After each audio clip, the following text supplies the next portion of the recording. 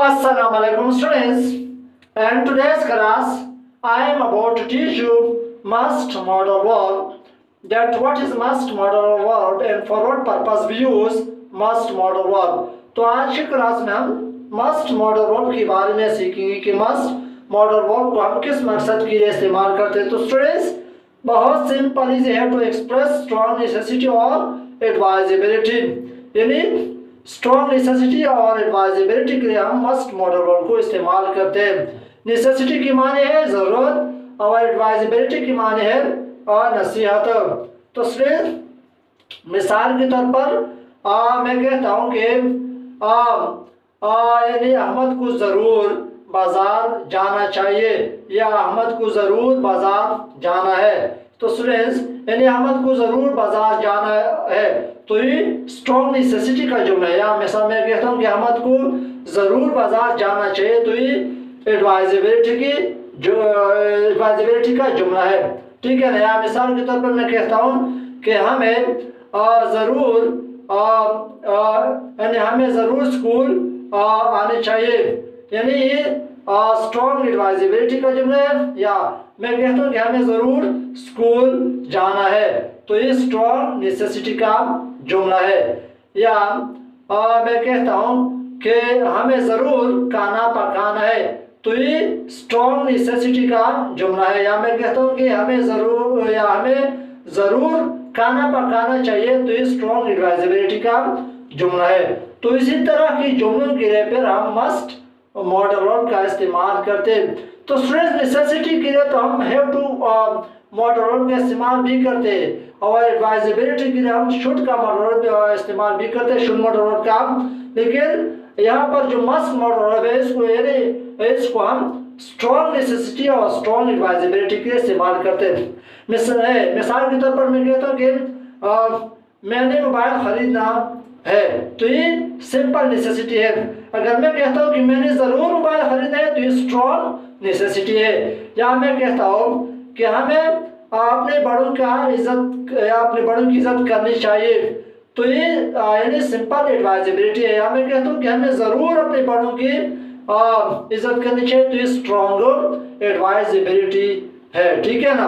और दूसरे नंबर पर जब उर्दू जुमलों में ज़रूर या हरगिज़ जैसे अल्फाज आते हैं और आखिर में ना है, नहीं है, ने है या ना चाहिए, नहीं चाहिए और नहीं चाहिए वगैरह आते हैं। यानी स्टूडेंट्स जब उर्दू जुमलों में ज़रूर या हरगिज़ अल्फाज आते हैं और आखिर में जब ना है, नहीं है और नहीं है या ना चाहिए, नहीं चाहिए और नहीं चाहिए वगैरह, तो आप समझिए मस्ट मॉडल वर्ब का जुमला है। और तीसरे नंबर पर स्टूडेंट्स यानी मस्ट मॉडल वर्ब का जो स्ट्रक्चर है, तीनों स्ट्रक्चरों को मैंने लिखा है। पहला पॉजिटिव स्ट्रक्चर है, दूसरा नेगेटिव और तीसरा इंट्रोगेटिव स्ट्रक्चर है। तो स्टूडेंट्स यानी पॉजिटिव स्ट्रक्चर में क्या, सबसे पहले सब्जेक्ट फिर must plus first form of verb plus subject, तो ये है पॉजिटिव स्ट्रक्चर। दूसरे नंबर पर है नेगेटिव स्ट्रक्चर। नेगेटिव स्ट्रक्चर में क्या, सबसे पहले सब्जेक्ट प्लस मस्ट के बाद नॉट और plus first form of verb plus object, तो ये नेगेटिव स्ट्रक्चर है। और तीसरे नंबर पर है इंट्रोगेटिव स्ट्रक्चर। इंट्रोगेटिव स्ट्रक्चर में सबसे पहले हम मस्ट लगाते हैं, फिर subject plus first form of verb plus object और आखिर में क्वेश्चन मार्क। तो ये तीनों फार्मूले हैं। तो बहुत सिंपल है। तो चलो ये नीचे हमने चंद जुमले लिखे हैं, इन जुमलों को यानी इन स्ट्रक्चरों के मुताबिक चलो हल करते हैं इंशाल्लाह। इन जुमलों को हल करने के बाद आपको मस्ट मॉडल वर्ब सही तरीके से समझ में आ जाएगा। तो पहला जुमला है मैंने ज़रूर मोबाइल ख़रीदना है या मुझे ज़रूर मोबाइल ख़रीदना चाहिए। यानी जो पहला जुमला है ये नेसेसिटी का है और दूसरा एडवाइजेबिलिटी का है। तो स्टूडेंट्स उर्दू में दो तरह के जुमले मैंने लिखे हैं, लेकिन इंग्लिश में इन दोनों का एक ही जुमला बनता है। ठीक है ना। इसी तरह कि यानी पहला जो नेसेसिटी का जुमला है, दूसरा एडवाइजेबिलिटी का, तो दोनों का यानी अलग अलग इंग्लिश बनता है, नहीं दोनों का यानी इंग्लिश एक तरह बनता है। ठीक है ना। तो चलो पहला पॉजिटिव जुमला है, ये जो पहला पॉजिटिव स्ट्रक्चर है, इस स्ट्रक्चर के मुताबिक चलो हल करते हैं।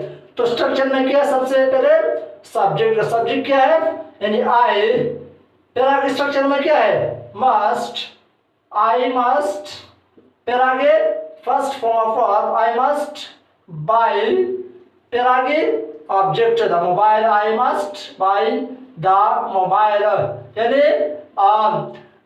इस जुमले का अर्थ में क्या यानी किस तरह मकसद बनता है कि मैंने ज़रूर मोबाइल ख़रीदना है या मुझे ज़रूर मोबाइल ख़रीदना चाहिए।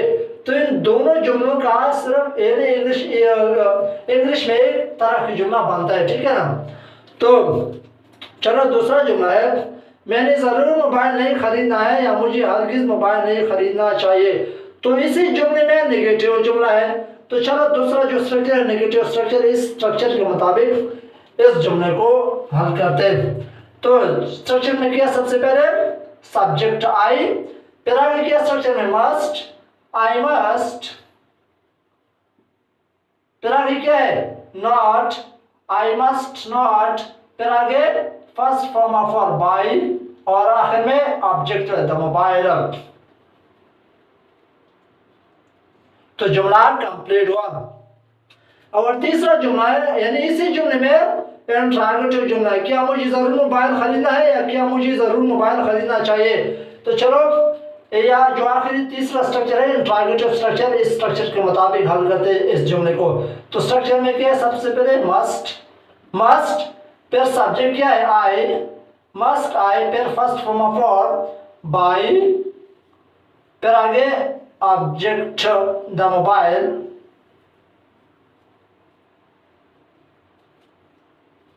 और आखिर में क्वेश्चन मार्क स्ट्रेस। अगर दान ना लगे तो कोई बात नहीं, ठीक है ना।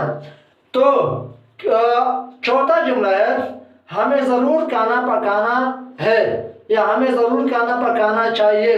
तो स्ट्रेस पॉजिटिव जुमला है। चलो पॉजिटिव स्ट्रक्चर के मुताबिक हल करते हैं। तो स्ट्रक्चर में क्या है, पॉजिटिव स्ट्रक्चर में सबसे पहले ना हमें की इंग्लिश क्या है विल, फिर आगे क्या है मस्ट, वी मस्ट, आगे क्या है फर्स्ट फॉर्म ऑफ कुक, फिर आगे first form sorry object the food. तो जुमला कंप्लीट है, यानी we must cook the food, हमें जरूर खाना पकाना है या हमें जरूर खाना पकाना चाहिए। तो दोनों का जुमला इंग्लिश में एक तरह बनता है, ठीक है ना। और पांचवा जुमला है, हमें हरगिज़ खाना नहीं पकाना है या हमें हरगिज़ खाना नहीं पकाना चाहिए। तो स्टूडेंट यानी इसी जुमले में नेगेटिव जुमला है। तो चलो इस स्ट्रक्चर दूसरा जो स्ट्रक्चर नेगेटिव स्ट्रक्चर, इस स्ट्रक्चर के मुताबिक चलो हल करते हैं। स्ट्रक्चर में क्या, सबसे पहले विल, फिर आगे क्या है मस्ट, फिर आगे नॉट, फिर first form of verb cook, और आखिर में ऑब्जेक्ट द फूड। तो जुमला कंप्लीट हुआ। और आखिरी जुमला है, क्या हमें जरूर खाना पकाना है या क्या हमें जरूर खाना पकाना चाहिए। तो चलो स्टूडेंट्स आखिरी स्ट्रक्चर है इंट्रोगेटिव स्ट्रक्चर के मुताबिक चलो हल करते हैं। स्ट्रक्चर में क्या है मस्ट, फिर आगे सब्जेक्ट ऑफ मस्ट विल, फिर आगे first form of verb cook, फिर आगे ऑब्जेक्ट द फूड, और आखिर में क्वेश्चन मार्क। तो स्टूडेंट्स उम्मीद करता हूँ कि मस्ट मॉडल वर्ब आपको सही तरीके से समझ में आ गई होगी। तो बहुत सिंपल है कि मस्ट मॉडल वर्ब को हम स्ट्रॉन्ग नेसेसिटी और स्ट्रॉन्ग एडवाइजेबिलिटी के लिए इस्तेमाल करते हैं। और उसका जो यानी उर्दू जुमले में जरूरी या हर जैसे अल्फाज आते हैं, और आखिर में ना है, नहीं है, नहीं है, ना चाहिए, नीचे और नीचे वगैरह आते हैं। और तीसरे नंबर पर इसका जो स्ट्रक्चर है बहुत सिंपल है। तो उम्मीद करता हूँ स्टूडेंट्स कि मस्ट मॉडल वर्ब आपको सही तरीके से समझ में आ गई होगी।